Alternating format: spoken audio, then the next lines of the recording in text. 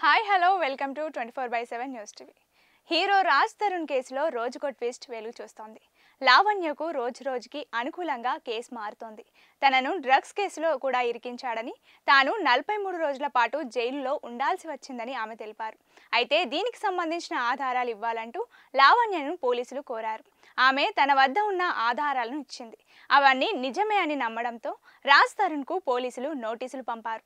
అయితే ఈ నెల 18లోగా విచారణకు రావాలని తాజాగా రాజ్ తరుణ్కు నార్సింగి పోలీసులు నోటీసులు పంపారు.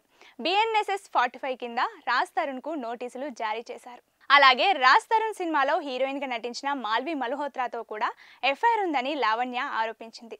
అలాగే ఈ రోజు మాల్వి నిజస్వరూపం ఇదే అని ఓ నిర్మాత తల్లి వీడియో రిలీజ్ చేసింది. ఇవన్నీ కూడా కేసును కీలకం చేశాయి.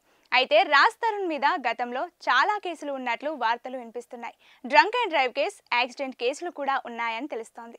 ఇవన్నీ చూసుకుంటే రాజ్ తరుణ్ చుట్టూ ఉచ్చు బిగుసుకుంది. ఇక అతను జైలుకు వెళ్లడం ఖాయమని కొందరు చెప్తున్నారు. మరి ఈ కేసు ఎన్ని మలుపులు తిరుగుతుందో చూడాలి.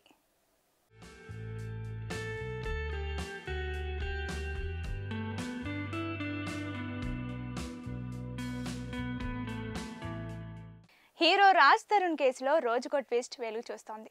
లావణ్యకు రోజు రోజుకి అనుకూలంగా కేసు మారుతోంది. తనను డ్రగ్స్ కేసులో కూడా ఇరికించాడని, తాను 43 రోజుల పాటు జైలులో ఉండాల్సి వచ్చిందని ఆమె తెలిపారు. అయితే దీనికి సంబంధించిన ఆధారాలు ఇవ్వాలంటూ లావణ్యను పోలీసులు కోరారు. ఆమె తన వద్ద ఉన్న ఆధారాలను ఇచ్చింది.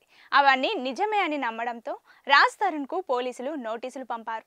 అయితే ఈ నెల 18లోగా విచారణకు రావాలని తాజాగా రాజ్ తరుణ్కు నార్సింగి పోలీసులు నోటీసులు పంపారు. BNSS 45 కింద రాజ్ తరుణ్కు నోటీసులు జారీ చేశారు. అలాగే రాజ్ తరుణ్ సినిమాలో హీరోయిన్గా నటించిన మాల్వి మల్హోత్రాతో కూడా ఎఫ్ఐఆర్ ఉందని లావణ్య ఆరోపించింది. అలాగే ఈ రోజు మాల్వి నిజస్వరూపం ఇదే అని ఓ నిర్మాత తల్లి వీడియో రిలీజ్ చేసింది. ఇవన్నీ కూడా కేసును కీలకం చేశాయి. అయితే రాజ్ తరుణ్ మీద గతంలో చాలా కేసులు ఉన్నట్లు వార్తలు వినిపిస్తున్నాయి. Drunk and drive case, accident కేసులు కూడా ఉన్నాయని తెలుస్తోంది. ఇవన్నీ చూసుకుంటే రాజ్ తరుణ్ చుట్టూ ఉచ్చు బిగుసుకుంది. ఇక అతను జైలుకు వెళ్లడం ఖాయమని కొందరు చెప్తున్నారు. మరి ఈ కేసు ఎన్ని మలుపులు తిరుగుతుందో చూడాలి.